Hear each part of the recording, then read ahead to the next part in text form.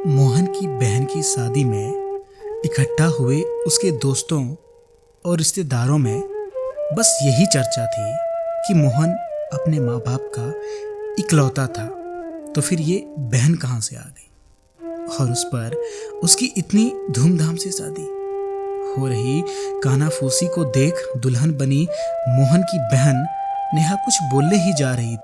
भाइयों बहनों और सभी सम्मानित अतिथिगण, आप सभी की शंकाओं को दूर करने में बता दूं, नेहा मेरे स्वर्गीय चाचा जी की सुपुत्री है, जिन्होंने अपने निधन से पहले मुझे इस लायक समझा मेरी बहन की शादी की जिम्मेदारी सौंपी थी। आप सभी का मेरी बहन के शुभ विवाह में स्वागत है। कृपया उसके नवजीवन के लिए शुभ आशीषें दें। सभी मेहमानों के बीच एक बुजुर्ग महिला और एक उसके समीप खड़ी लड़की की आंखें भी दुल्हन बनी हुई नेहा के साथ भींग रही थी।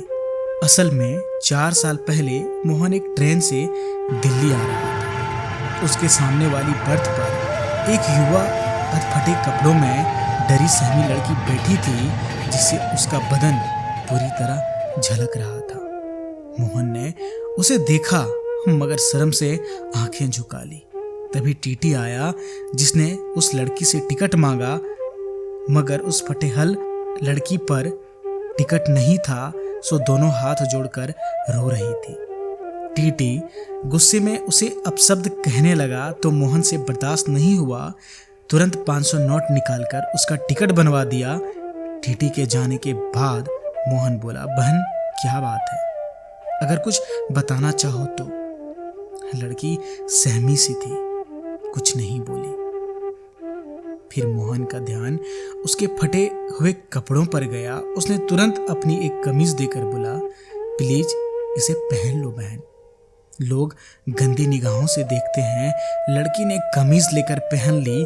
कुछ देर बाद खाना और पानी देकर मोहन ने फिर पूछा, बहन अगर कुछ दिक्कत हो, परेशानी हो तो बताओ। लड़की बोली, आप पहले इंसान मिले जिसने मुझे बहन कहा। भूख से बिलखती काम मांगती फिर रही थी तो 2 लड़के मिले काम दिलवाने के नाम पर अकेले में ले जाकर बदतमीजी करने लगे। यहाँ तक उन्होंने कपड़े तक फाड़ दिए। बचने के लिए भागी और खड़ी ट्रेन में आकर छुप गई, कहकर वो रोने लगी।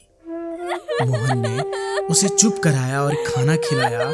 गाड़ी जब दिल्ली पहुंच गई तो मोहन उस लड़की से बोला, अब कहाँ जाओगी? लड़की चुप थी। मोहन बोला, यहाँ से तुम्हारे लिए 2 रास्ते जाएंगे, 2 घरों का।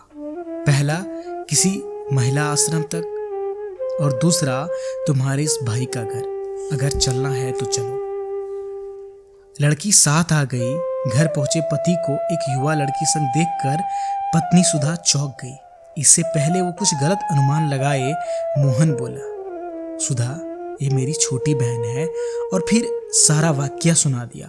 सुधा ने भी उसे अपना लिया और साथ ही उसकी अच्छे से देखभाल की। दोनों का रिश्ता भाभी ननद का था, मगर दोनों सगी बहनों जैसी रहती थी। समय बीता, लड़की नेहा घर की जान बन गई और आखिर 4 साल बाद एक अच्छे लड़के से आज धूमधाम से उसकी शादी थी।